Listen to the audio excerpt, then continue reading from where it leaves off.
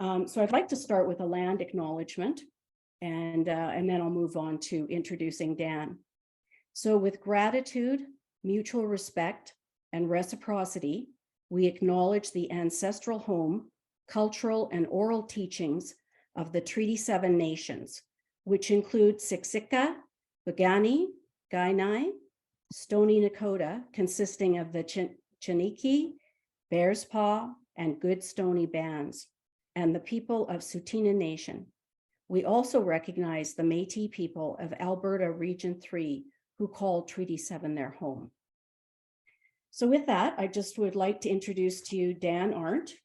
Dan is a wildlife biologist and a fantastic photographer, if I do say myself. Dan, I'm just going to put a plug in here for Dan's calendars. He does a fantastic calendar if you're ever looking for that kind of a gift for people.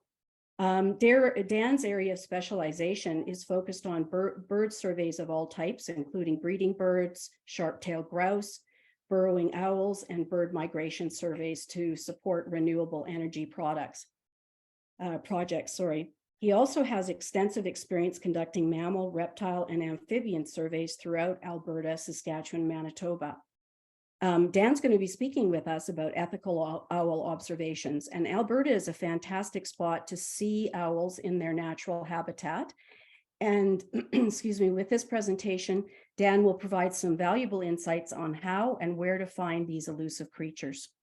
So with that, I'll turn it over to Dan. And I just wanted to mention one thing about questions. If you do have any questions, please add them to the chat, and Kaya will be monitoring that for us and making sure that that we get your questions answered. So with that, Dan, can I turn it over to you?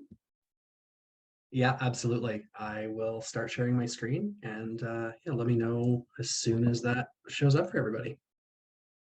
Looks good. Perfect. All right, yeah, so my presentation tonight, it's one I gave to the Wild Bird store about a year ago now. And I don't think we had this many people turn out to that presentation. So it should be new for just about everybody. There's a couple points that I'm gonna touch on that I'll add some updated information about as well, in terms of a couple of different things. I suppose in my introduction, one of the things that I should add is that I should probably add British Columbia onto that list of places where I've done a number of various types of surveys, because I got to do quite a bit of work out there the last 2 years myself as well. So yeah, just one more thing to update on that bio. So yeah, we talked about who I am. I'll just briefly touch on this. I'm an environmental consultant. I've been doing that for about 10 years now, professionally. And I hold a designation as a professional biologist with the Alberta Society of Professional Biology. I consider myself an amateur photographer mostly because that's not my primary source of income, and it really is just an added bonus of being out in the field and birding and getting good field records, because I'm terrible at drawing birds. So if I can photograph them, it really helps support records a little bit better. And for the most part, seems to work pretty well. I do wildlife tours for both for my own private company, which is Bow Valley Birding and Wildlife Tours, and then also for field guides birding tours based out of Texas. The tours that I lead for field guides are both based in Alberta currently. So there's one we do in the winter, which is focused on owls, which is where I actually have got most of these photos from this presentation. And we also have started one in the summer, hitting all of the national parks in Alberta. Basically, well, except with the exception of wood buffalo, because it's a little bit hard to get anyone in there in June without a helicopter. I used to blog at Birds Calgary, birdscalgary.com. Did that for a number of years until things kind of pulled me in a bunch of different directions. But Bob Lefebvre is still managing that, and it's really a great resource for folks who aren't aware of it and are just trying to learn a little bit more about the birds that we share our city with. And there's quite often there's stuff that gets seen on there it's very unusual and being seen just by folks here in the city or close by. And I've been one of the administrators of the Alberta Birds Facebook page now for, I guess that's coming on 8 years now, when the person who founded the group asked me to help. And so we're upwards of 55,000 members, I think, at my last check, and that's been a couple of weeks ago. So we have had quite a bit of interest, and there's lots of great photos on there for people who are either trying to find birds typically that aren't owls, because we don't allow sharing of owl locations on our page, but I'm not going to give you any specific locations in this presentation either, but I'll give you some ideas about where to look primarily and what sort of habitats really to associate with these birds that we're looking for. So I'm just going to go through a list of 12 species that we can regularly find in Alberta. Anything that's not on this list would be considered an extremely rare bird. We've had in the last few years one addition that is probably out there more regularly than we think it is, and it will be in one of these photos. And I've only recently had my own first observation of it, not in Alberta. So that would be the western screech owl. But on the left here of the screen, we've got our northern hawk owl. Center is our great gray, which is our tallest owl in Alberta, actually North America. Boreal owl on the right-hand side, you guys might recognize this one. This is the one that was seen by probably more people in Alberta than any other boreal owl ever has been. It was hanging out in the Weaselhead for about a month, a couple of years back. And yeah, you could usually find it by the trail of dozens of other birders leading to the location where the bird was hanging out for that time. So on our left here, we've got our northern saw-whet owl, not quite the smallest, but it is very small. It's usually found in cavities when it's nesting and quite close in very dense trees just when it's roosting throughout the winter. And very, very appealing bird. And a lot of people don't get looks at it quite like this. Most of the time when you see them, they're sleeping during the day because they're primarily nocturnal.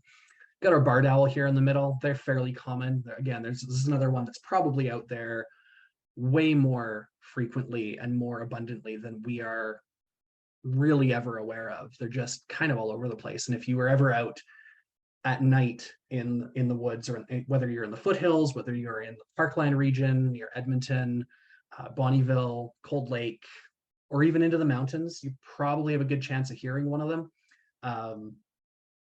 But seeing them is a little bit harder in Alberta. For some reason, they're super abundant in British Columbia and out east, but just a little bit more shy here. And this one here on the right-hand side, this is our western screech owl. This is not a photo I took in Alberta, obviously. And they have been recorded in some parts of the province bordering with British Columbia, in some areas that some recent research has shown that they're probably out there in bigger numbers. We're just not surveying them in the areas where they are, because they're up in the mountains or hard to get to. And to do a nocturnal owl survey, which is usually where we get our presence data from for these birds, no one's just doing these big hikes to go up and see, listen for these birds in the middle of April and May, probably because where they are, it's probably still knee to waist deep snow to trudge in through there at the ground level. On our left, we have our eastern screech owl, which has been, again, they've been in the province for a while, kind of in the southeast corner, all the way over to Lethbridge. Again, probably more abundant than we really know, because people really don't know what to listen or look for, and they're almost exclusively nocturnal and very, very well camouflaged. And then center here is our long-eared owl, fairly abundant, almost exclusively nocturnal during the breeding season, and so they don't get seen much, but another one that you're more likely to hear than to see on an annual basis anyway. And then on the right is our short-eared owl. I did have a question that I'm gonna have to come back to that someone sent in by email before the presentation, but I will, maybe someone else will ask that question first before when we get to that stage. And then the last three, these are probably the ones that people are most familiar with here, especially in the city, in and around the city of Calgary. On the left is our snowy owl, probably a male or just a very old female, based on the amount of white on it. The great horned owl, our provincial bird, right in the center. This is probably the most pale great horned owl I've ever seen in the province. That was about 7 or 8 years ago down near Blackie, Alberta. They nested there for a few years, and then I think the barn where they were nesting and got either blown down in a windstorm or bulldozed by the landowner.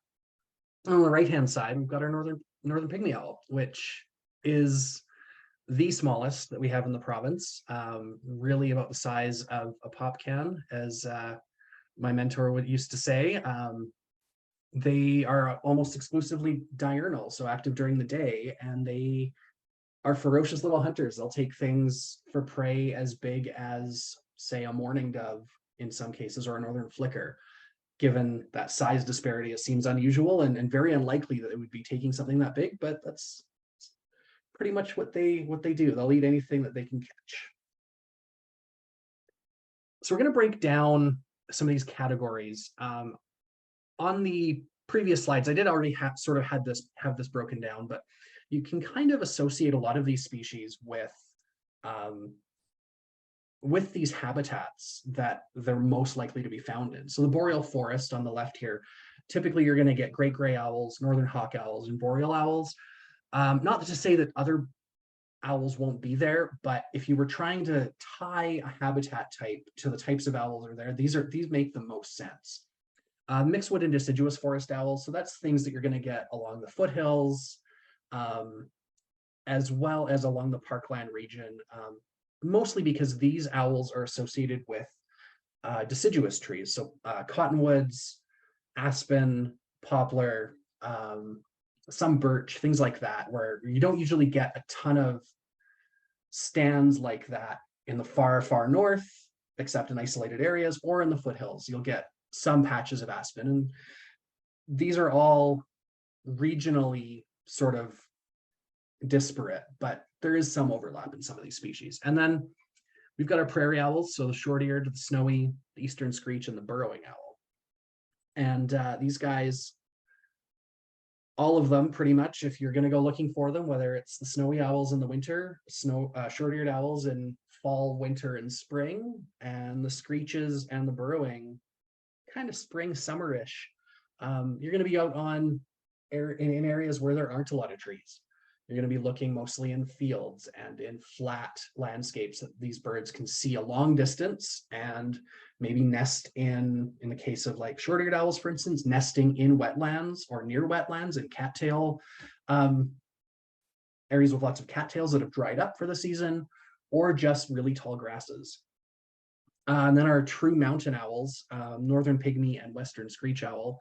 Again, these are both species that they need those pine and spruce trees, high elevation. In fact, I've seen northern pygmy owls while I've been skiing. And in fact, actually this year, I also saw a northern hawk owl while I was skiing at Sunshine Village about a month ago. But both of these are fairly high elevation. They're hunting in those pine and spruce forests that are really, really densely clustered, and just going through the snow and getting the voles or mice or whatever else, whatever other food that they can get their little talons on. And then the generalists, the great horned owls, these guys are basically anywhere. They can be in the boreal forest, they'll be on the prairies, they'll be in the mountains in a lot of cases, and they will have different looks to them. So they have different color phases and subspecies, but they're pretty generalists. They'll eat literally anything they can catch, even in some cases, other owls. So the boreal forest, again, primarily going to be aspen and cottonwood with some white spruce. There's also large tamarack. In the winter, the top scene there, that's a pretty typical landscape. There's going to be some grasses. I think in this photo, there's a bit of a river running through the center just below where you can see the sun breaking through. But it's really dense forest, dense branching structures. It makes the owls themselves very hard to see, but it also makes it challenging for them to hunt. So the typical boreal forest owls that we talked about with the hawk owls and with boreal owls and great grays, they're usually going to be up on top of these really, really spindly trees or out on the end of a branch when they're hunting. makes them a little bit easier to find in many cases, because they can't really fly between the trees like, say, a Cooper's hawk would, or a sharp-shinned hawk, where they've got, very compact bodies and short wings. They need to hunt over an open space from a perch where they can see or hear below them and just drop right into it, without the branches of these trees getting in the way. Great gray owls, as you can see on this photo, they also do like to hunt from fence posts, which is very similar to if they were hunting from a tree over an opening of a meadow, a natural meadow. In this photo, you can see some dandelions in the background. This is actually a rancher's field that was just overgrown with dandelions that year. And they're the tallest owl in Alberta in terms of height. They're not quite the heaviest, and they don't have the largest wingspan, but different ways of measuring things, you end up with 3 different quote unquote largest owls in Alberta, being the tallest being the great gray, the heaviest being the snowy owl, and the largest wingspan, kind of depending on which references you use, will split either between great horned or snowy owl, depending on I guess really on the individual, whether it's a larger or smaller individual of that species. So they're about 60 to 85 centimeters in length. It's kind of hard to compare them to anything else. They'll be bigger than a raven side to side. They don't weigh as much though, so they really just don't have that bulk. Really, what you're seeing on this great gray owl is all feather. If this thing had no feathers at all, it would be very skinny and almost non-existent. They're seeing owls without feathers is actually a little bit off-putting. They look very alien. But their primary method of hunting is along fence lines or the edges of tree lines. So if you were somewhere west of Calgary and found some big open pasture land or farmland that backed onto a forest or had a nice fence running along the roadside, that would be a good spot, I would say, to be looking for great grays. Now, if you're in an area, you're just completely off the grid and you're walking through the forest in the far north, you would be instead looking for where these meadows open up at the edge of a tree line. I've even seen them hunting over wetlands or fens and bogs, because that's meeting the same effective purpose of that meadow, where they're just sitting up on a completely bare tamarack tree or black spruce, and then they'll swoop down and grab a vole off the top of the moss as it's running across this wetland. They are very undisturbed by humans. So if you were to, again, this varies on an individual basis. Individual owls will react differently to any sort of human disturbance. But for the most part, these guys probably are the most tolerant. And the main reason for that, I think arguably a lot of them don't see a lot of people, so they don't know to be afraid of people in general. It also, unfortunately, can lead them to becoming habituated to being close to human disturbances and humans in general, where they end up hunting right beside a highway, where, if they go after a vole at the exact wrong time, they're going to get hit by a car and they're not going to have a good time and they might not make it. So I guess if you're out in those areas at dusk and dawn when these guys are mostly active, or just in general, just kind of be aware, watch your speed a little bit, and yeah, take a look for these guys. They're fairly abundant in the right spots near Calgary this year in particular. Boreal owls are the next species that's obviously named after the boreal forest, where they are well known. But that said, they do also come down in a spur of habitat that very much shares a lot of features with the boreal forest, that comes down along the foothills. So essentially from where the boreal forest cuts off near Grand Prairie and comes down the foothills through Grand Cache, through Rocky Mountain House, even all the way down into Montana along a very thin strip. They're very small, easy to miss, robin-sized roughly, which is kind of hard to imagine that this owl that kind of looks big and bulky would be that small. 55 to 60 centimeter wingspan, 20 to 28 centimeters in length. They're not very big, not very big at all. Mostly an ambush predator,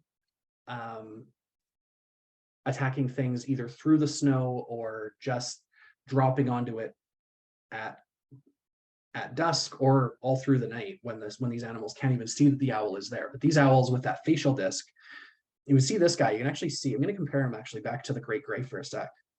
If you look at the size of that facial disc in relation to the size of the overall size of the body, that facial disc kind of tells you a little bit about how this animal hunts relative to the rest of its size as well. So both the great gray and the hawk owl have a very large facial disc. So they're funneling all of the sound that they're picking up from the snow, from the grass, from wherever they happen to be looking, and amplifying it in that facial disc into their ears, where they can basically hunt primarily just by sound.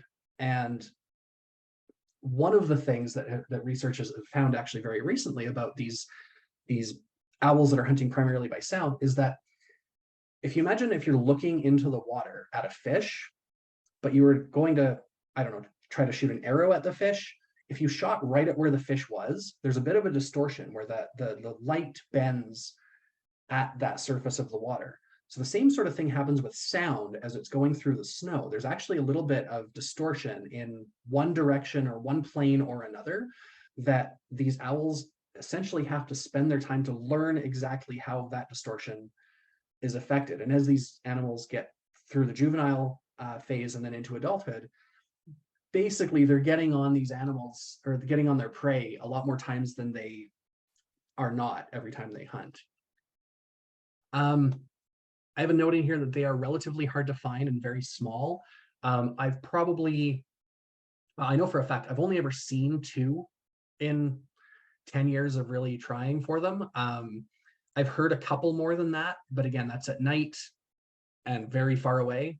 There's a couple spots around Calgary that they can be heard, but I don't know, I don't think that very many people actually end up seeing these guys. But yeah, there's a few different owl survey routes that I believe are open near Calgary if you have interest. And I'm sure if you were in the right spot, these would be one that you could potentially hear. So we'll go to the northern hawk owl. These guys are about the size of a crow. Very distinguished looking. They're typically perching upright on top of something, whether it's a tree or a fence post or a power pole, very, very high up. I would say on average, when I see hawk owls, they're somewhere between 5 and 20 meters up. They've got very good eyesight, primarily hunting during the day, and that's really their main bread and butter, is seeing stuff move and getting on it really quick. Part of the reason that they're also called hawk owls, because their hunting style, their flight pattern is very reminiscent of a hawk more so than an owl. And you can kind of make out this guy's facial disc as well. It's a little bit smaller relative in proportion compared to, say, the boreal or the great gray. They're still using sound in a lot of different ways, but not quite as reliant on getting that 100% accuracy just from hearing alone. Again, if you're in the far north, or if you're in any areas sort of northwest of Calgary during the right time of year, they're going to be hunting at forest edges or logging cut blocks and going over those big wide open pastures or meadows, going after mice, voles, and really not much bigger prey than that. They're not really hunting birds. They're primarily, as far as the literature goes, I don't think they've ever been recorded even hunting anything as large as a squirrel. So they're eating probably multiple voles a day in the winter just to keep their energy up and keep their weight up so that they are healthy for breeding. But again, that really good eyesight that they have and their perching style well up above the action really gives them an advantage. 65 to 70 centimeter wingspan, 35 to 45 meters in length. yeah, crow size seems to fit the bill for these guys. And they will often be harassed by things like ravens, or at the very least, if a raven is flying over, chances are very good that this bird is going to be taking a very good long look at that raven to make sure it's not going to try to come down and attack this bird or take its prey if it happens to catch something. So now we're going to switch over to our deciduous and mixed wood owls. So if you remember, these are the eastern screech owl, they are the barred owl, and our long-eared owl. Sorry, I went too far forward. So again, these are a closed canopy system. So a lot of these owls tend to be under the canopy when they're roosting and when they're hunting, using that canopy as shelter primarily from overhead predators. So things like eagles, things like other owls, hawks. Most of them are fairly moderate size. There's nothing really super big that's going to be in, at least in Alberta, anything that's a mixed wood or deciduous forest. In the summers, again, you can see this one up here on top. That was actually taken in a park in Medicine Hat. But once these trees are in fully leafed out, these birds can just disappear. You can't even see them, even if they're 10, 15 feet away from you, unless you get it from just the right angle. But these also still have fairly dense branch structures, especially in those mixed wood forests where there's some spruce intermixed. So they're going to be going at attacking things on the forest floor, or out in meadows, or in between spaces where the forest is broken up a little bit.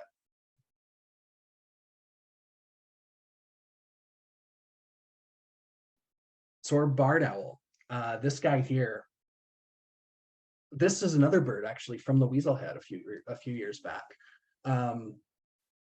They blend in very well against the trunks of aspen trees and birch trees, just the way that their patterning works. They're about mid-range in size between a hawk owl and a great horned owl. Very well known for that "who cooks for you" or "who cooks for you all" call. If you've ever heard an owl call that wasn't a great horned owl in a movie or a TV show or something like that, this would be the next one that you would have heard. Primarily nocturnal. This guy was hunting during the day, probably wasn't doing so well, because they really don't hunt in the winter, especially during the day. They're very good at nocturnal hunting. One of the little tricks that kind of works as a bit of a standby rule is, if you look at the color of the irises of these owls, owls that are active and hunting during the day are going to have lighter colored eyes or irises. So things like a snowy owl or great horned or burrowing owl have very bright yellow eyes, whereas the barred owl has black eyes. A lot of the neotropical owls that are also in this same family also have those very dark black eyes, but it doesn't work 100% of the time. There are some exceptions to it, but it can give you a little bit of an indicator of what, if you're seeing a brand new owl to you and kind of want to know whether it's normal to be seeing it at the time that you're seeing it, looking at the eye color can be a bit of an indicator. But yeah, these guys are primarily nocturnal. And in Ontario, there have been fossils that are discovered of this species at 11,000 years old. And chances are, I mean, obviously that's not the oldest ones, but they've been around for a while. They haven't really changed all that much. And they're one of the most abundant ones in most other provinces in Canada, with the exception maybe of Saskatchewan. But I think a lot of it has to do with where people tend to be looking for them, and just that in a lot of places in Alberta in particular, great horned owls are also very abundant and have been known to eat barred owl for lunch or dinner. So sometimes the great horned owls will move in and push these guys out into those edge habitats. Long-eared owls. So they're similar in appearance generally to a great horned owl. They actually look strikingly similar, and a lot of times people will see them who aren't birders and think it's either a baby great horned owl or it's a very skinny and unhealthy great horned owl. And you can see how people might get that impression, just given, you know, how small these guys are and the vague similarities. They are fairly abundant as well, but again, primarily nocturnal. So this guy doesn't fit that rule that I just mentioned about the yellow irises. But during the day, when these guys are feeding, when these guys are taking care of their young, they are more active during the day, and they tend to be nocturnal, not during the breeding season. Although they'll still call, they'll still hunt to feed their babies, but they do have activity. I guess that time of year they're probably active all day long because those babies are constantly begging for food. These guys are going to be in those dense willow, aspen, sometimes even buffalo berry stands out on the prairies. They can be very hard to find. They don't usually flush unless you're pretty much right in front of them. They use their camouflage, their small size, the fact that they're usually up in that very densely treed canopy.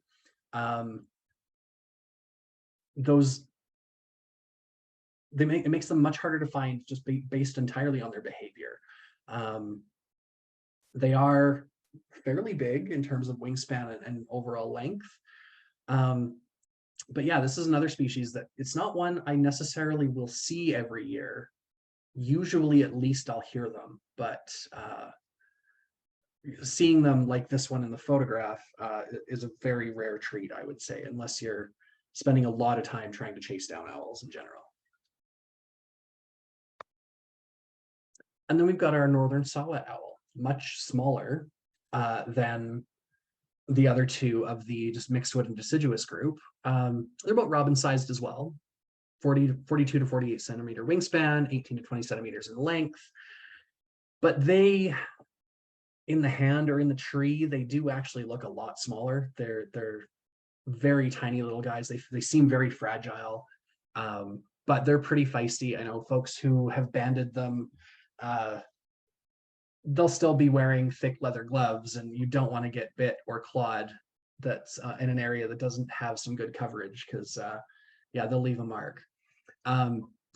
In the winter, these guys are going to be perching in close to the trunk of a spruce tree or a willow shrub in a very visually dense area where it makes it difficult for a predator to see them either from above, from below, or straight on.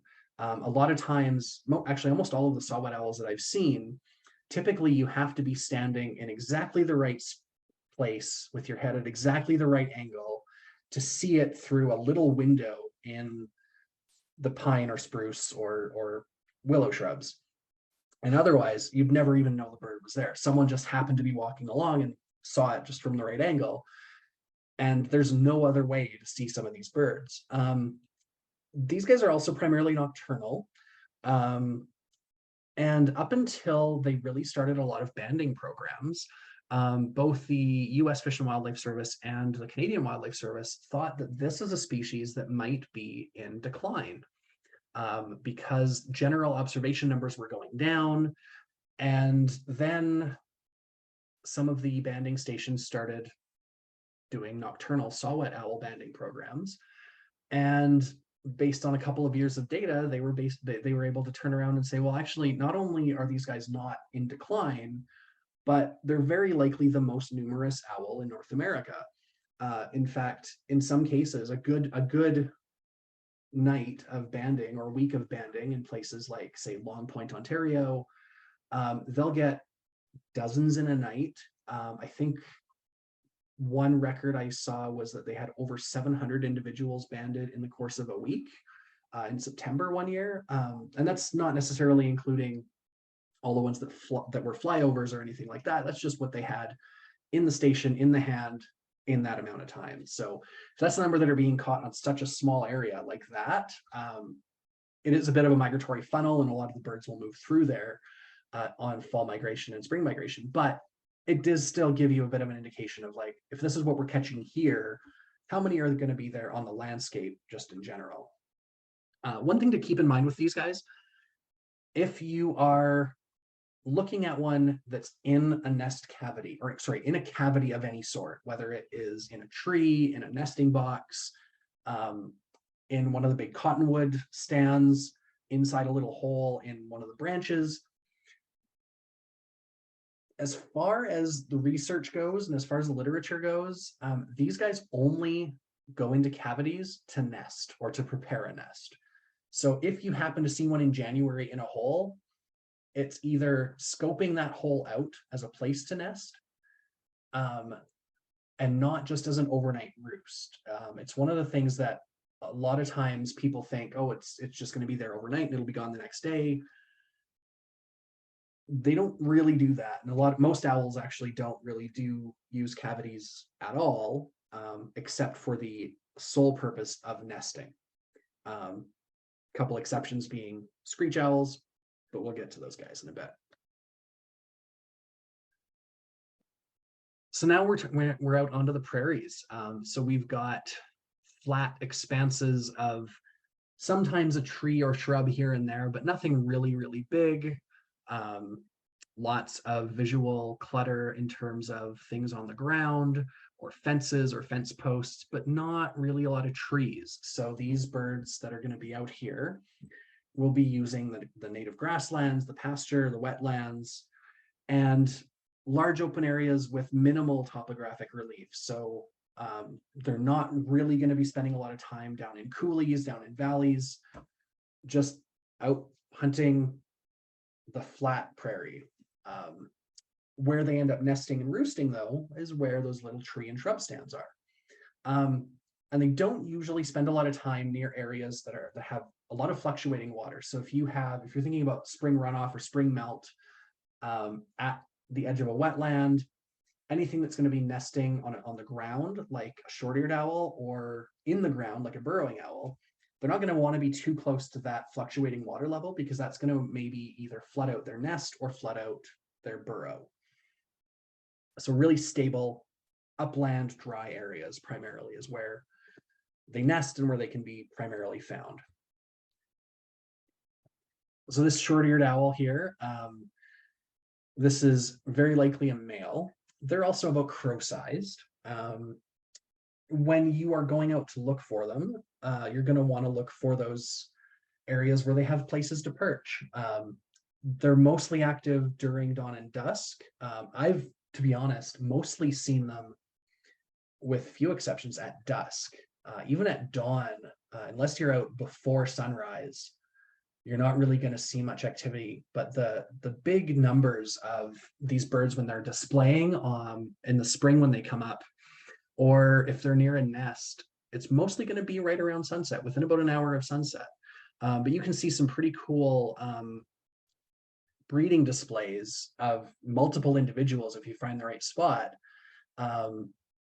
in March and early April, where in some cases I've heard numbers as high as 30 or 40 individuals in the air all at once.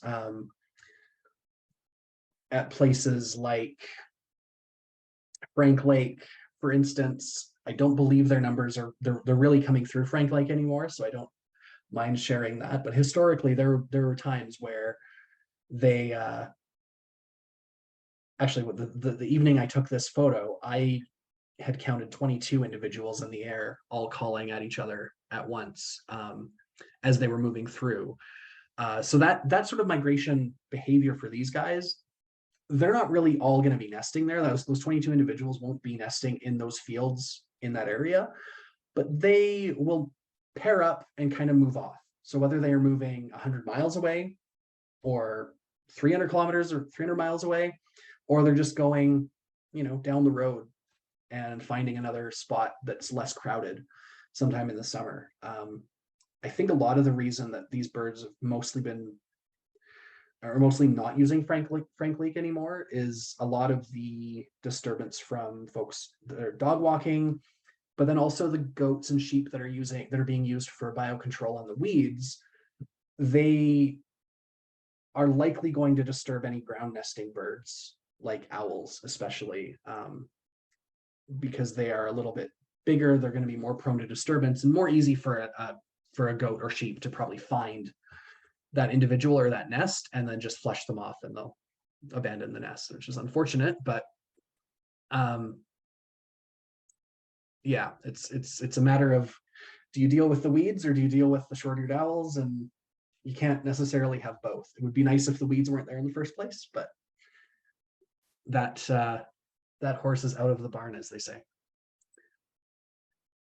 Snowy owls, also about crow-sized in general, maybe somewhere between crow and raven-sized actually for the females. Fairly big, fairly obvious, especially once you're into this part of the winter where there's not a lot of snow on the ground in the prairies anymore, unless there's like a fresh snowfall. Makes them stand out really well against that brown or tan background of the fields from last year or things that are still coming up early spring. They're going to be perching on the ground, on fence post power poles, or in this time of year, early April to even sometimes into early May, you can still find them. If you've got a frozen lake or a frozen wetland that's still covered in ice, take a close look. You might find a snowy owl perched out on that white ice to use it as camouflage. One spring I found, I think it was 7 snowy owls out at Weed Lake, just by popping up my spotting scope at the main viewpoint there off of Glenmore Trail, and just 7 little white clumps out on the ice between the Trans-Canada Highway and where I was standing. Those are the ones I could see. So I was probably a migratory group coming through and just using that area to hunt maybe some of the ducks nearby or the partridge or pheasants. They hunt during the day and night equally. I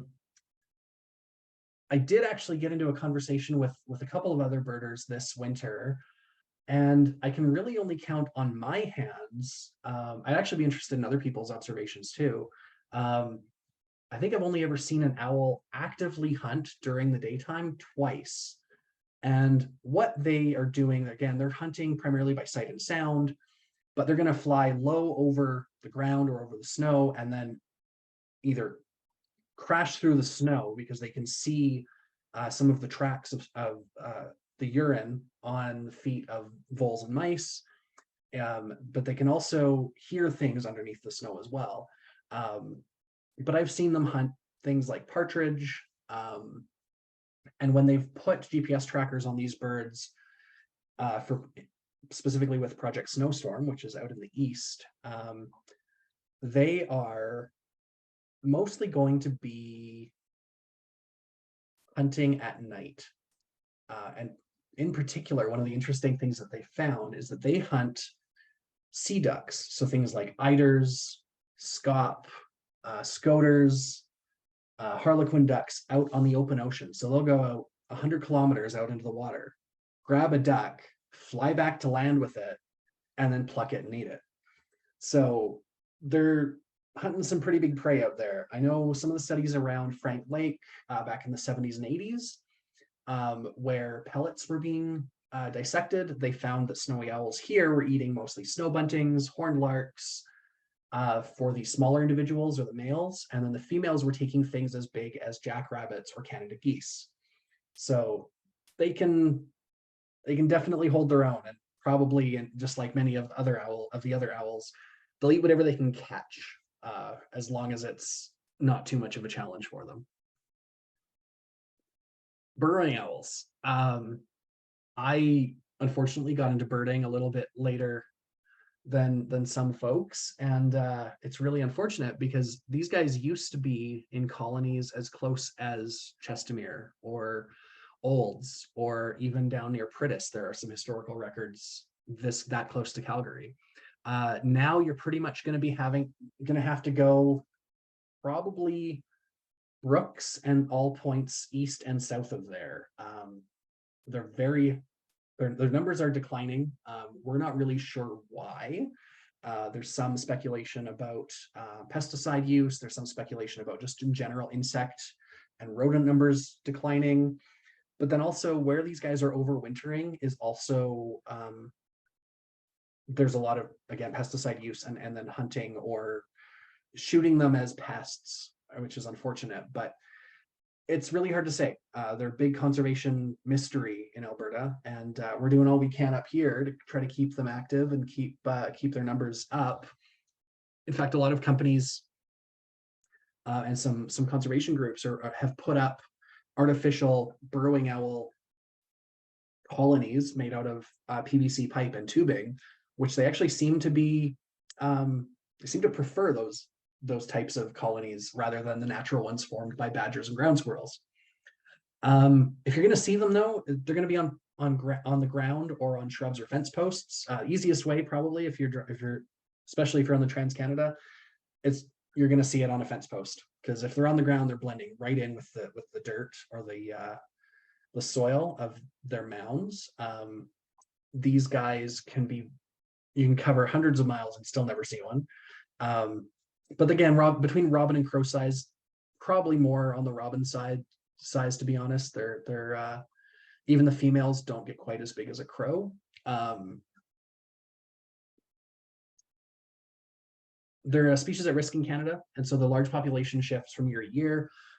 In years where we have high water levels in the spring, you will find them in areas that are more upland than they usually would be, so much further away from wetlands.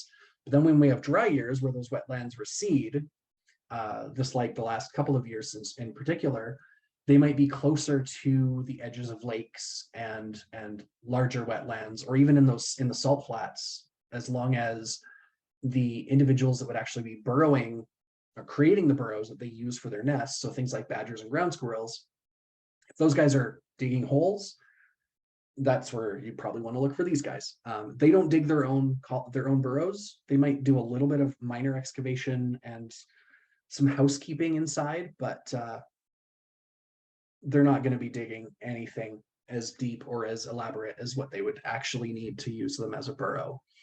So again, maybe part of their story is that with badger numbers declining as well, that could be putting some constraints on these guys on top of that as well. So yeah, it's another species that I don't generally see every year anymore. I know, 20, 30 years ago, that would not be something that people would say very often, but if you do get a chance to see one, they're absolutely breathtaking. So mountain owls, we're going to talk about the pygmy owl and the western screech owl here. Not a lot of detail about the western screech owl, because again, figuring out exactly where they are in Alberta is still an ongoing question. But you're looking for tall spruce and pine trees, so things like lodgepole pine, Douglas fir, white spruce, or white bark pine, or limber pine. And these are trees, again, that have that really dense branch structure. So again, the birds, when they're hunting, are going to be hunting these big open meadows that are between these big stands of trees. So in this top photo, you have a photo of a wetland with some stunted pines and firs in there, and even some hemlock. And then on the bottom photo, again, is basically a logging road through a forested area. But this meadow right in front, in the foreground of both of these photos, would be a perfect spot for either of these species to hunt. And then they'll be nesting inside cavities of the trunks of these pines, spruces, firs, that have been excavated by things like flickers and northern flickers and hairy and downy woodpeckers, or black-backed and three-toed woodpeckers. And oftentimes they're adjacent to lakes or ponds or wetlands, because both of these species are not solely eating voles and mice, but they will also eat songbirds as well, as actually a fairly large portion of their diet.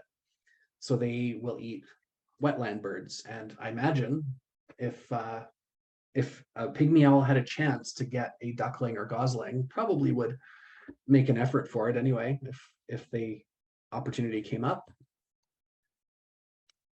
And these guys are robin-sized-ish. Again, they're more bulky and fleshed out with shorter tails. Perching again at the edges of trees and forests, primarily active during the day. And like I said before, they will eat anything from meadow vole or red-backed vole all the way up in size to a northern flicker, a mourning dove, a collared dove. I don't know of any instances of them taking anything like green-winged teal or blue-winged teal or bufflehead, but I wouldn't rule it out as a possibility. These they're actually not researched as much as they could be, so we're still sort of figuring out a lot of their natural history. We do know that there are a few different subspecies of them. The ones that we get here are the Rocky Mountain subspecies. There's about 3 or 4 subspecies in British Columbia up to the Yukon and Alaska. And then there's a couple of other subspecies that range down through the Rocky Mountains into Colorado and Arizona, into the Chiricahua Mountains. Basically the same species, the same full species, but each of them has distinct behaviors and distinct habitats that they can be found in. In here, again, mostly in the mountains and foothills.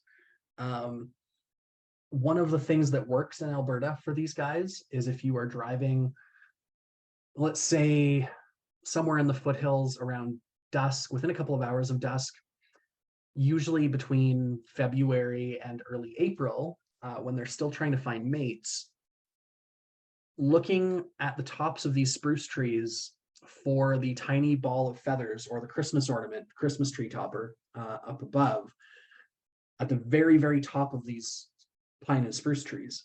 And it works very well. It actually works well enough that folks who are from, like, say, British Columbia, who are out here, typically what they will do to find these owls is they'll find a flock of chickadees or nuthatches and try to pish or do replicate the call with like a whistle, because their call is basically just a repeated note spaced out every couple seconds. It's a single note. Very easy to just whistle, do a whistle to replicate the call. And so they'll do that, and then they'll get the birds to come in, or they'll pish and get the chickadees and nuthatches to come in. And then eventually maybe the owl will come in as well to see what the disturbance is about. Whereas here, just driving along, looking at the tops of spruce trees at, sometimes 60, 70 kilometers an hour on those mountain highways, you can pick one out. And if it's a good year for them, maybe a few along the drive. I did talk with another birder when I was out in Kelowna in February, and it sounded like in BC, at least in general, one of the things that really hit them hard the last couple of years have been the major heat dome events that they've had, plus the forest fires. So their numbers in BC are down quite a bit. I've noticed a similar trend in Alberta, at least the last 2 years, where they aren't quite as abundant as they were, say, even 5 years ago.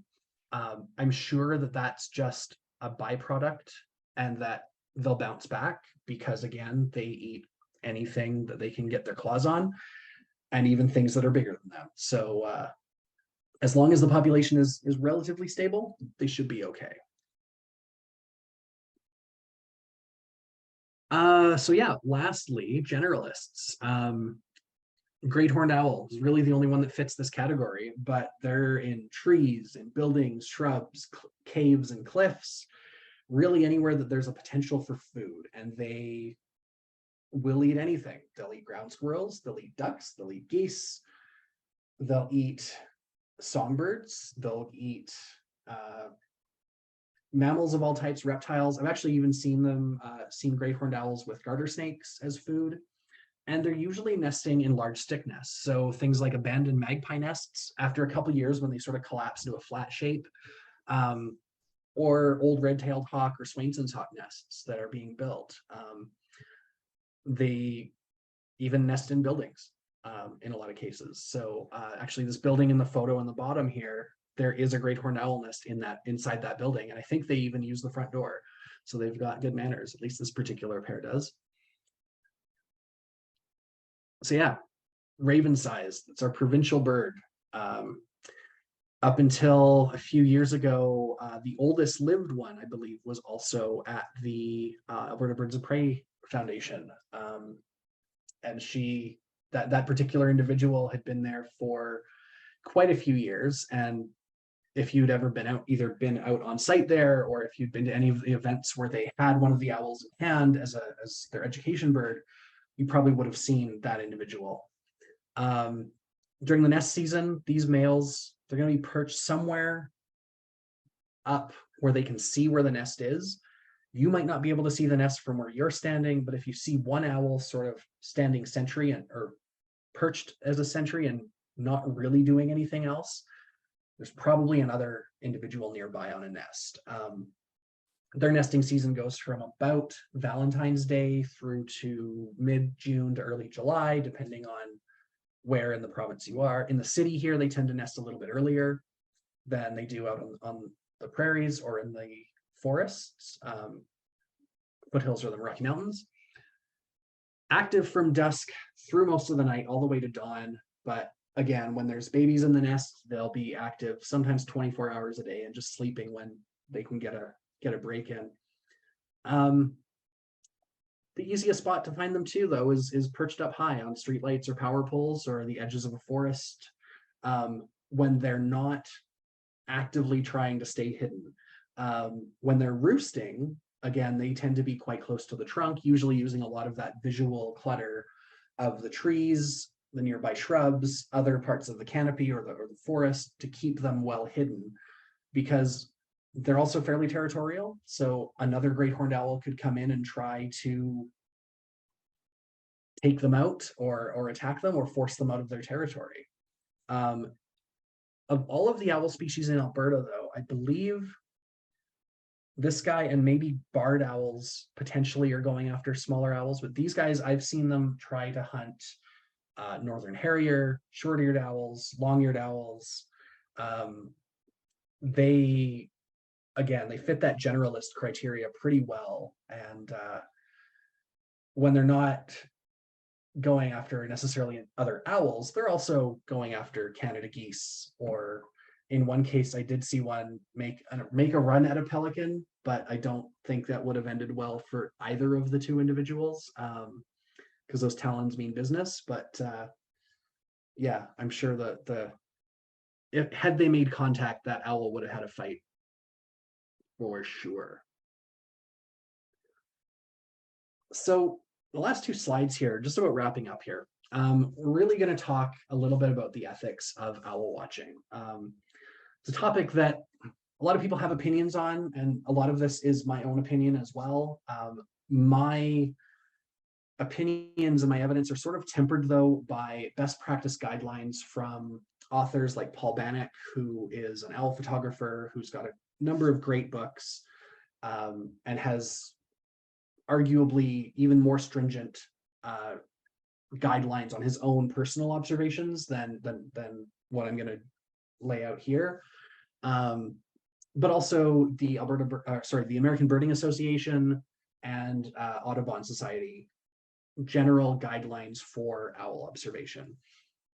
So we're not going to use live or dead mice to lure owls closer.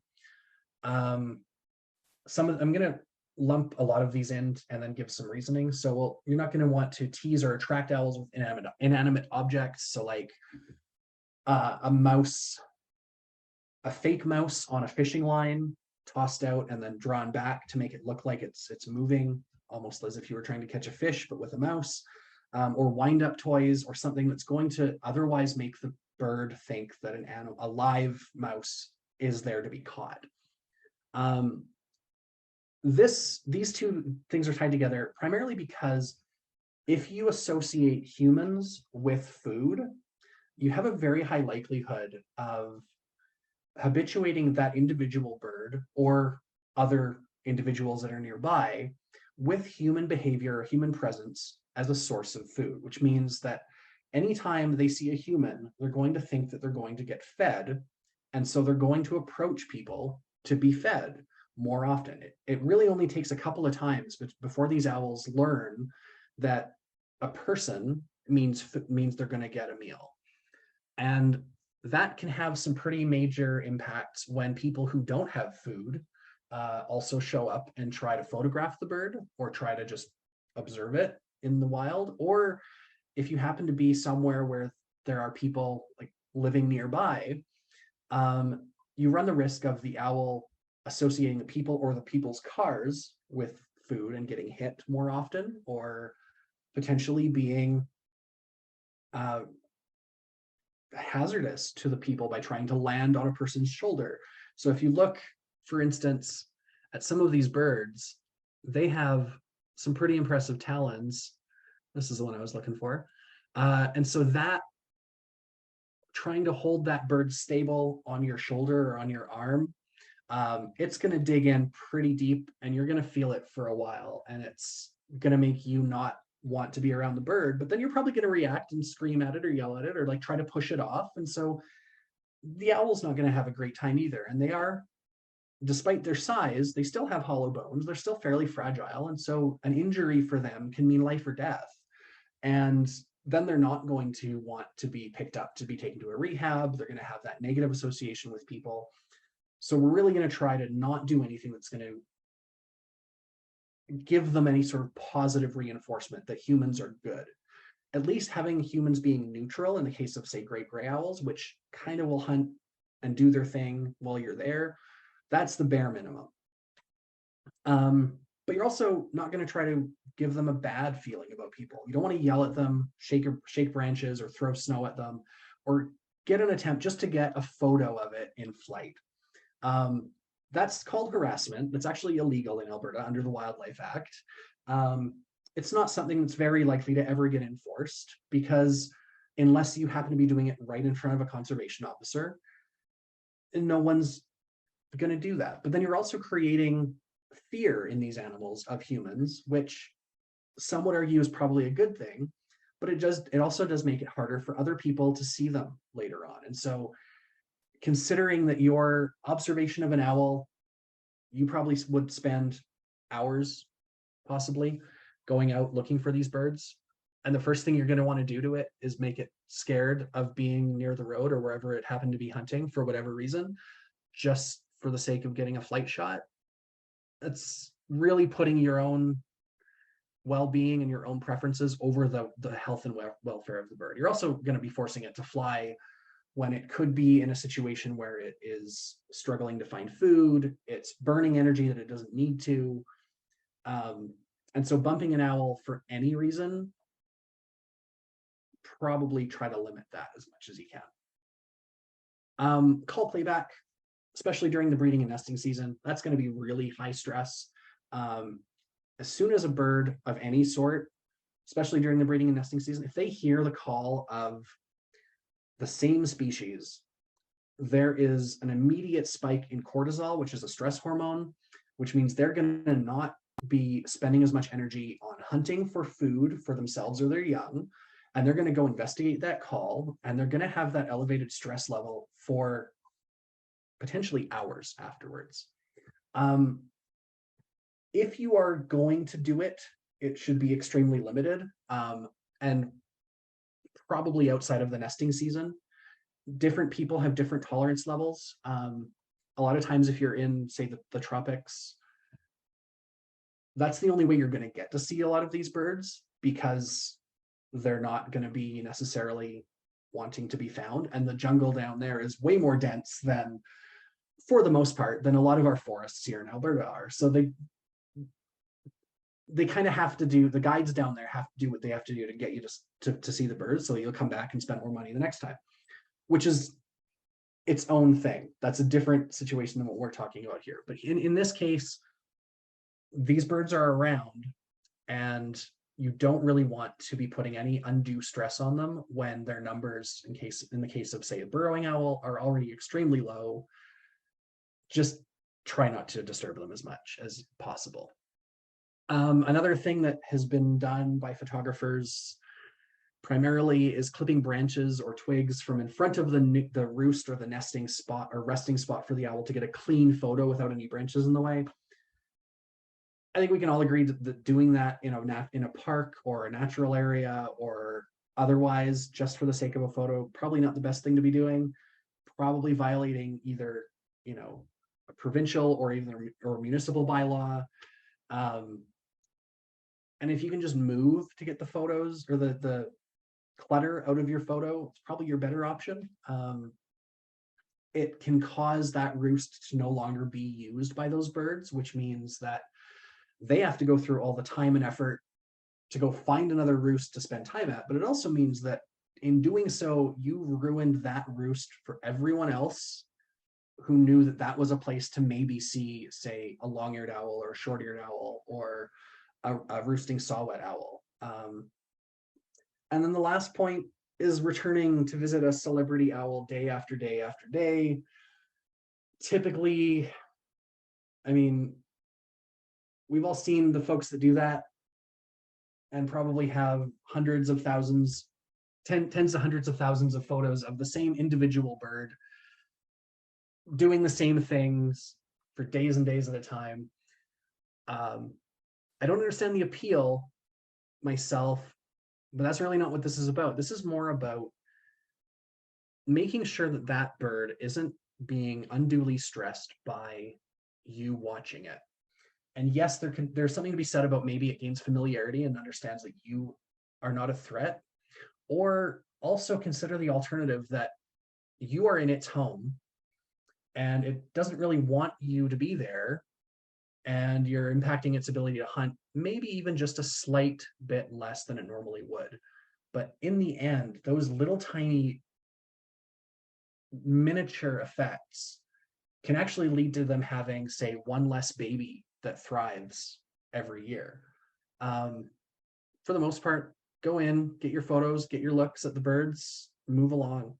If it's there a couple days later, there's no harm in taking another look, but it's really that constant stream of people day in, day out for days on end that can really have subtle long-term effects on these birds. Even though they seem comfortable with people being around, it very likely leads to some not ideal outcomes in the end. So best practices, we did talk about this. Just kind of went over that with the don'ts. Take your photos, but leave it in the same state as it was when you arrived. So if you are driving down Highway 9 on your way out to Drumheller and you see a snowy owl on a power pole, best idea is when you leave, that bird is sitting on the exact same power pole. Sometimes there's nothing you can do about it. Again, with every individual owl, that will have tolerances that are very specific to that bird and its history and its experiences with people. A lot of times you get trucks going down the highway at 120 kilometers an hour and the owls do not care.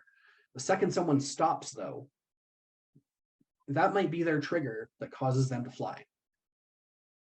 Maybe over that highway and maybe has a bad day.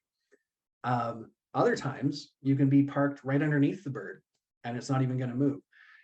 So once you've figured out what that individual's threshold and tolerance is, then do what you can within that, but don't push it.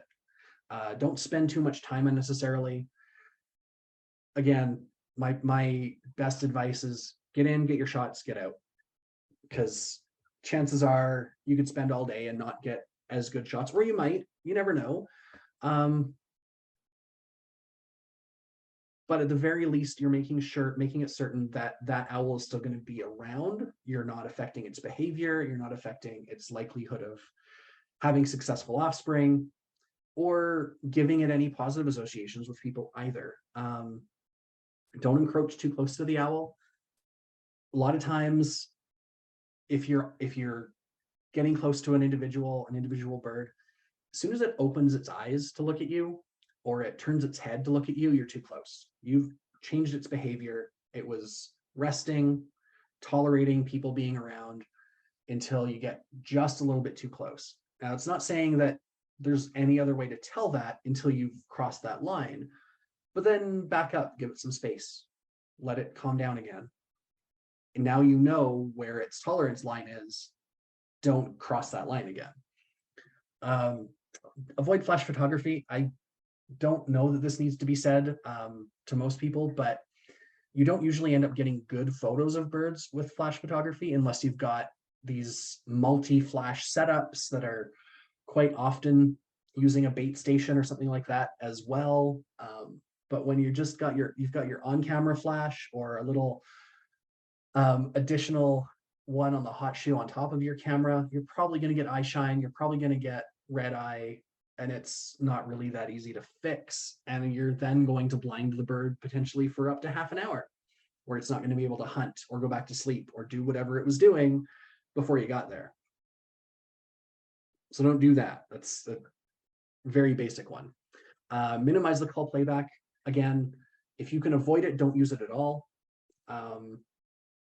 Certain species, so the burrowing owl in particular, in order to be allowed to use call playback to attract burrowing owls, you actually have to get a permit from the provincial government to do that.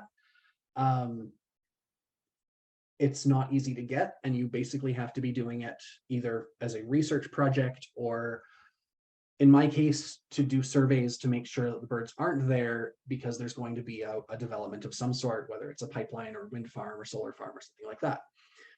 And you're just trying to call in any that might be around.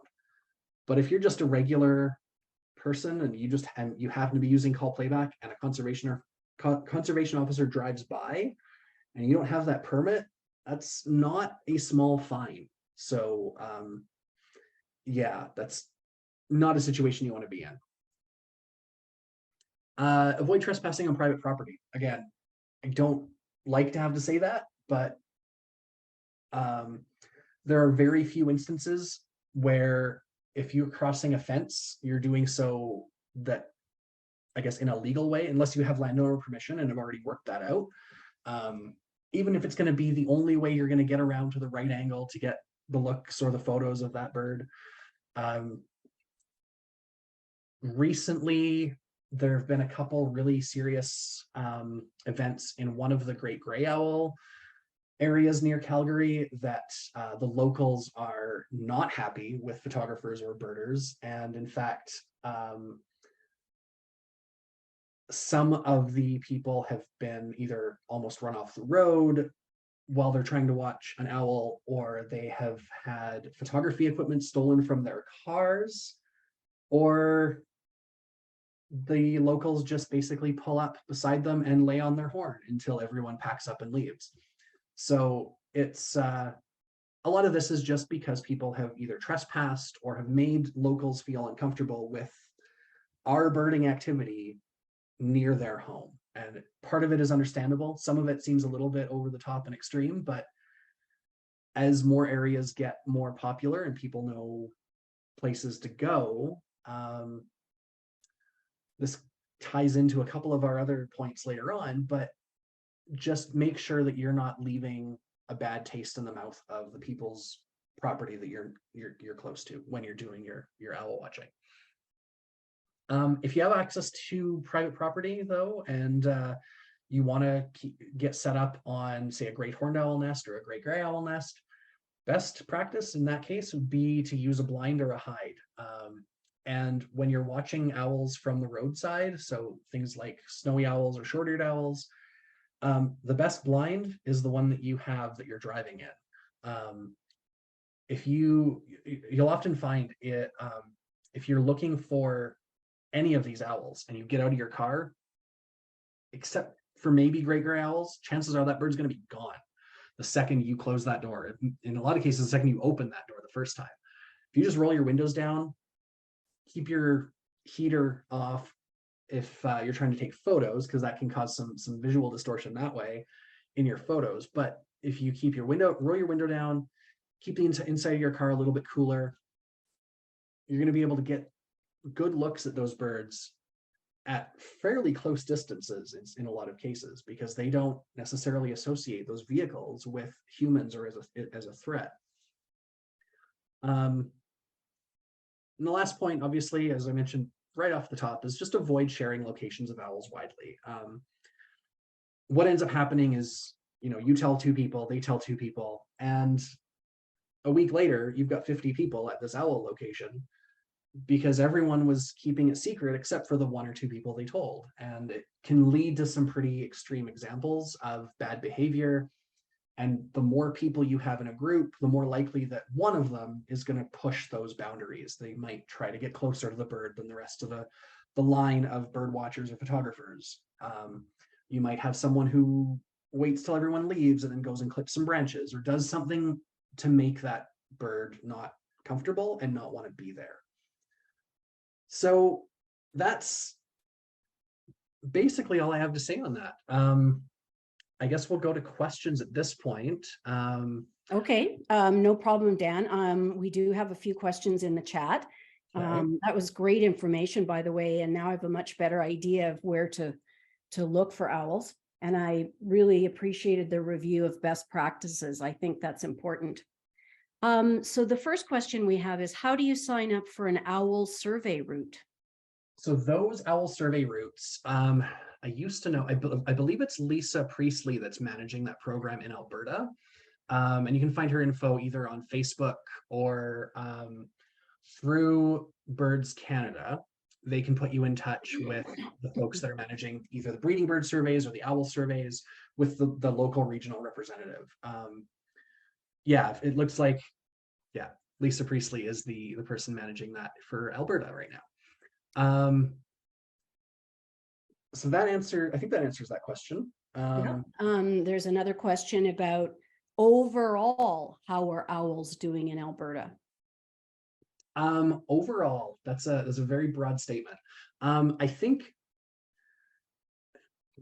it's kind of a balance. So when some species start to decline, that does mean that other species have the potential for moving in. So in British Columbia, for example, when barred owls started doing better in general, being attracted to cities or other parts of the coastal rainforest, they are the reason that the spotted owl ended up getting extirpated from the province, with the exception of a couple breeding pairs.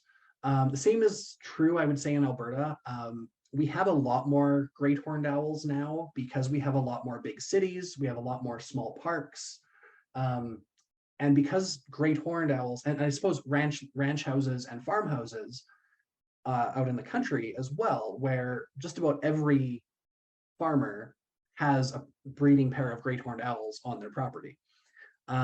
They are doing well, but maybe at the cost of things like long-eared owls and short-eared owls on the prairies, or say in the cities.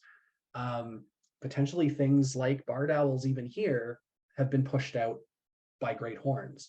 It's a complicated question, and there's always a balance when it comes to that, but there are some species that are obviously do have some very real risks, and the burrowing owls being the most obvious example of that. But I would say too, the habitat that eastern and western screech owls use is primarily cottonwood forest. So they're going to be using things like those big cottonwood trees like we have down in Carburn Park, for instance, with all those big holes in them. As those get older and they either fall down or get cut down for some, whether it's a residential development or some, I don't know, water diversion project or something like that, that takes away that habitat, which those trees in some cases are 50, 60, 80 years old. And you don't just get those 2 years from now. They need those, again, 50, 60, 70 years old to develop those big craggy open cavities where these owls can nest in. So the ones in the boreal forest, again, as we're using, like as there's more forestry activity going on, it creates more openings, but then also forces the owls that are there to kind of cluster up. And a lot of times you end up just losing population as human development expands further and further out, unfortunately. So yeah, overall, some are going up, some are going down, but that balance, I think if we wanted to look at some species that historically probably were more abundant, like barn owl, for instance, that's a species that we just don't ever get, except for extremely rarely in the province, if at all, anymore. So, and that's entirely because those older style barns that they would have nested in are being replaced by metal and steel and aluminum silos and things like that. So it's I think that's the story there. Okay, thanks, Stan. You had mentioned Paul Bannock, and Yes. there was a question about what is his full name. They're wanting to look for books. Yeah, I'm just going to stop sharing here right now, and I'm going to find a link here. His name is Bannick is his last name. He's got a couple of owl books. He's got one called The Owl and the Woodpecker. He's got one that's just called Owl, and he's got a lot of good resources for it. He's actually based out of the Pacific Northwest, and he's a personal friend of mine. He's been up here a couple of times to do some birding and owling with me as well. So I don't know that if that gets you a discount or anything, but his criteria, or sorry, his reputation definitely precedes him. I'm just going to share the link in the chat here to his personal webpage. Go. Great, thanks for that. What are the best practices for reporting owls, especially the more sensitive ones, on eBird or other platforms? So eBird is a challenging one. I guess I can tell you what I do and what I know a couple of other people do. Some people are a little bit more extreme and they just don't report owls at all on eBird. There are a few species like northern hawk owl and great gray owl, which you can report to eBird the moment you see it, because the way eBird does their output, those locations are actually hidden from the public view. All you're going to see on eBird, if you look for northern hawk owl or great gray owl, is just the 20 kilometer by 20 kilometer square where the observation occurred. So it gives you, that will actually give you some general ideas of like where specifically to go to look for them. But you're not going to see the exact spot where that bird was seen when someone submits their list. Things like pygmy owl, great horned owl nests, things like that. A lot of times what I'll do, especially during the nesting season, or if we're getting close to the nesting season, is I will just save that report and submit it 30 days later, or at the end of the nesting season, if it's something that I think is very likely to draw people in even 30 days later, because these birds, great horns, for instance, nesting from, so, individuals that are on the nest on February 14th, they might not be done until mid-June. So if I only waited 30 days, it gives people a lot of time to still try to track down where that is. So some people will wait until the end of the calendar year to submit those owl lists, and we'll just keep them in there, keep them on their phone as the list is unsubmitted, and then December 31st, they just fire them all off and get them all added to their list for the year and go from there. It does help in a lot of ways. Then the other option would be to submit your report and then immediately go online and hide the list from the alerts. The challenge with that, though, is if you don't do it fast enough, or if your timing just happens to be that you're submitting it at around the time that those alerts would get generated, you could miss that window and it ends up getting pushed out to the people that are getting those alerts. So I would say, waiting that 30 days is probably a good thing. If you're out somewhere that you're pretty confident that there isn't going to be anyone out trying to chase these birds down, you could probably even just submit it at the time. But yeah, best practice is probably just at least hide the list as soon as possible, or wait till you get home, submit it online, and then as you're entering it in, you can actually click the option to hide it right away. So those are your options there, I would say. That's great. Thanks for that, Dan. Here's, I think, one of the last ones. One of our bird group speakers last year told us that great horned owls in Alberta are very susceptible to avian flu. Do you have an update on how our owls are managing against avian flu? I do have a bit of insight on that. And unfortunately, I have to say that I think our great horned owl populations got hit pretty hard last year. I know a number of instances where farmers had, that had a pair of great horned owls on their property for the last 50 years, probably not the same individuals, but they went out during the summer, the breeding season, and found one or both of them dead underneath the nest because they had brought some food back, probably a goose or duck that was infected, and then just ended up not making it. And that seems to be fairly consistent across the province. Unfortunately, I know a couple of different rehab locations had great horned owls in last spring and were able to rehab them successfully, but yeah, it's a risk, and it's a risk that the great horned owls are going to have. I know red-tailed hawks seem to have gotten hit pretty hard with that as well. And I'm actually kind of surprised that bald eagles weren't hit harder because of the amount of scavenging they do as well, but maybe they have a little bit more resiliency to those sorts of diseases because they're eating roadkill and decaying carcasses pretty regularly. So yeah, I think that's,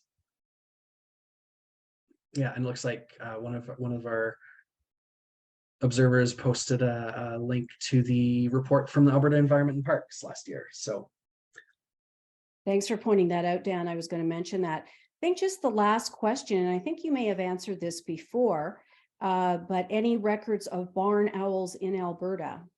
yeah, I believe they used to occur more frequently than they do now.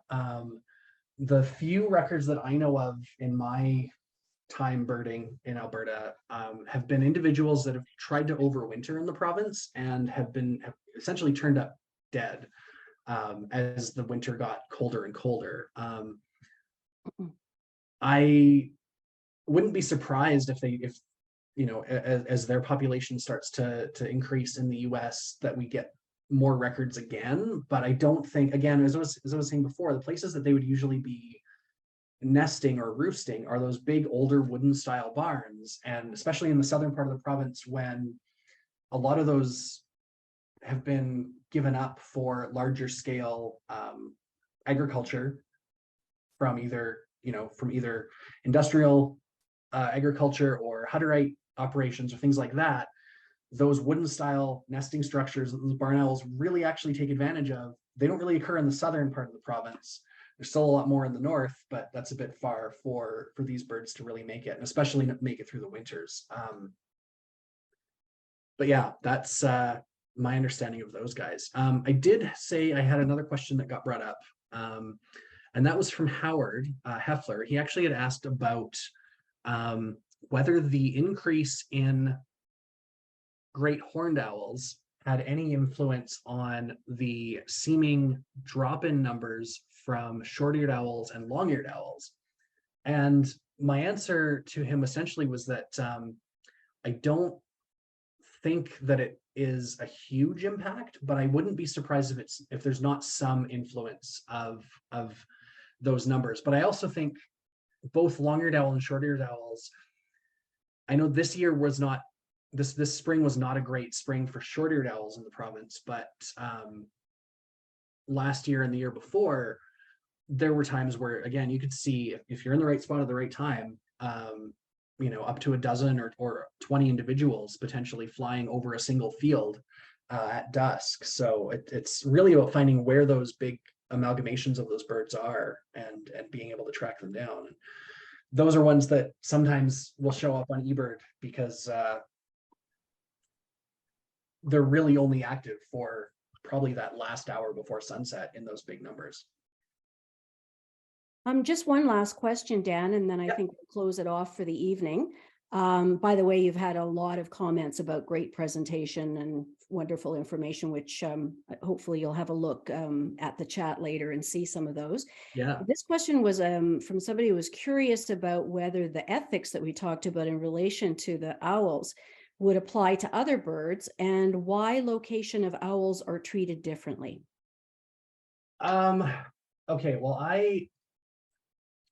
I've always said this, and it might be a little bit off the cuff, but I think owls, they kind of bring out the worst in people. They kind of make people do dumb things that they wouldn't normally do for other species. And I think part of it is because of their charismatic nature. They're probably, as far as North American animals go, they would be one of the things, especially great grays and maybe great horns, would be considered charismatic megafauna. where people do whatever they can to go find them and see them at all costs. They'll, you know, in a lot of cases, some rare owl shows up and people are jumping in their car and driving 4 or 5 hours to go see this rare bird. Some people do that for all rare birds, so that's not a huge exception. But owls have this cultural cachet. A lot of people think, many people think that a lot of it has to do with the fact that they have forward-facing eyes. They have general human-like features, and they're very easy to anthropomorphize, which I kind of buy that. So it makes just the general public have an appreciation and a desire to see owls, more so than a mountain chickadee would, because most people don't even know that a mountain chickadee is a thing that exists, let alone how cute they are, and they're very like angry expressions and things like that. But owls are just in general known to the public, and in some cases where you have something like a hawk owl or a great gray owl in a neighborhood, usually what happens is that like the locals know that owl's there for a really long time, and then somehow it gets out to either the local bird guy who posts some photos online or passes it along amongst the birders, and then the birders find out about this bird that maybe has been there for months, that the locals all walk their dogs by. And I'm thinking in specific of 2 instances of northern hawk owl within the city limits here in the last couple of years. And then, you know, a couple of birders find out about it, and then it just like spreads like wildfire again with that 2 people tell 2 people and so on down the line. So yeah, I think it's just that general appeal, the broad appeal of owls to humans in general that causes that behavior. That's a great answer, Dan. Thanks so much. I think we'll close it off for the evening on that last great answer to the question. So thanks everybody for attending, and thanks, Dan. You did a great job as usual. It's always delightful to hear you talk about these issues. So goodbye, everybody, and we'll hope to see you soon. Bye. Thanks again, folks.